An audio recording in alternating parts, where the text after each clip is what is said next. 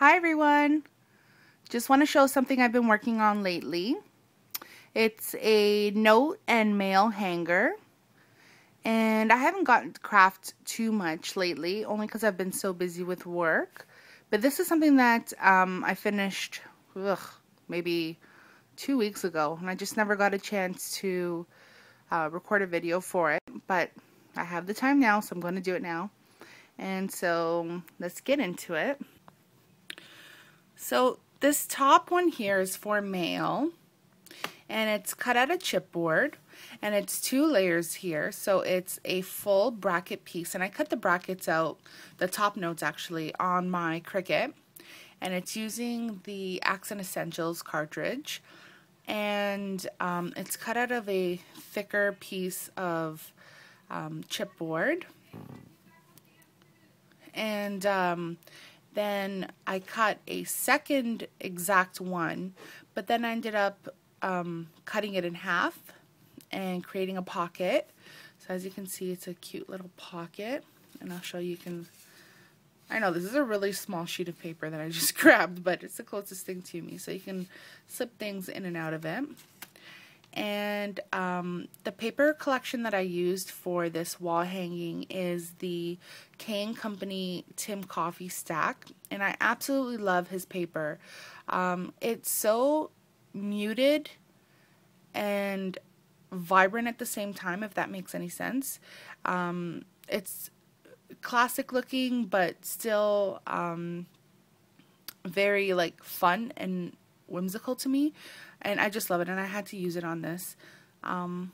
What I did is I cut the same top note out with my Cricut, and I just affixed it using some ATG tape, and then I inked the edges with some black soot distress ink, and then I just added some faux stitching with a Uniball Signal Broad white gel pen, and I cut these letters out with my Cricut, and it says mail. I know you guys can read, but I don't know why I had to point that out.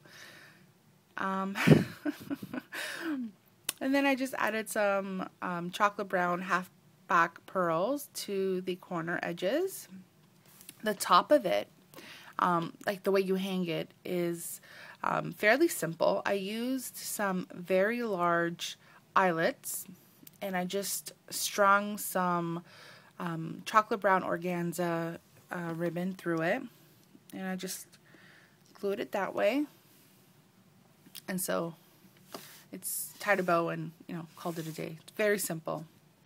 Then next, oh, I don't know if I mentioned, but with the pocket I used I used score tape just around the edges, because I find the score tape's pretty sturdy and secure, and to create the pocket.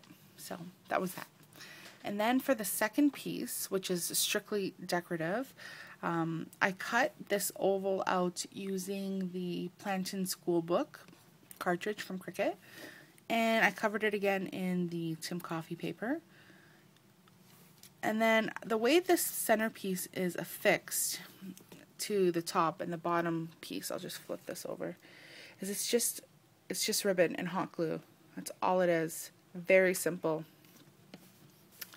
I originally was going to use all eyelets to connect them, but then I just thought it'd look a little weird because there would be eyelets everywhere. So 2 at the top, 2 at the bottom of this top piece, then 2 at the top here, 2 at the bottom of the centerpiece, and then 2 at the top of this piece. And I just thought it'd be way too much and maybe eyelet overkill, so I just decided to go simpler route and use the organza ribbon, and I like the way it sits, so it works for me. If I would have used the eyelets, then I probably would have used the book rings, the circle ones, or I don't know, I would have figured something out. So the centerpiece, again, strictly decorative. I took some cream, or kind of like a mixture between cream and white, mulberry flowers, and I sprayed them with my shimmer mist. And this one here is in like I mixed colors with this one here, so it's a mix between the copper and the mocha color. And these little guys here, I used the copper color alone. And then I have these little baby white ones that I left just for contrast. And then I cut out some leaves with my Cricut. And I just inked the edges of those and just kind of placed them haphazardly and kind of wildly. And then I used some chocolate brown half-back pearls to create these swirls. And then when I inked the edges, and I'm not sure if my camera is picking that up, but around this centerpiece here again is the faux stitching, and it's inked in the black soot distress ink.